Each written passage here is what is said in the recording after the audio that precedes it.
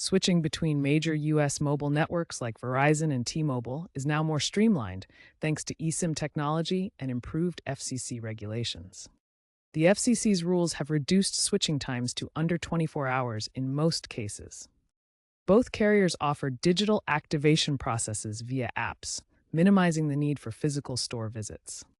This video will show you how to switch between Verizon and T-Mobile and what you need to know before you start. First, ensure you have an unlocked phone. First, check device compatibility. Verify your phone supports T-Mobile's bands using their website or an IMEI checker. Since Verizon uses CDMA technology, CDMA-only devices will need to be replaced before switching. Next, port your number. Contact T-Mobile to start the porting process and provide your Verizon account details. Importantly, don't cancel your Verizon service too early to prevent losing your number during the transition.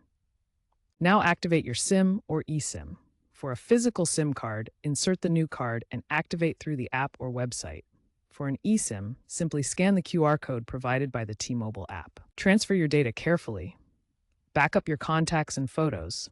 And remember that some apps like Google Account will automatically sync your data across devices. Finally, review billing and contracts. Check for any early termination fees on your Verizon plan and compare the 5G speeds and data caps between the two carriers. The reverse switch from T-Mobile to Verizon follows similar steps. Keep in mind that Verizon may still rely on physical SIM cards in rural areas. Under FCC rules, your number must port within 24 hours.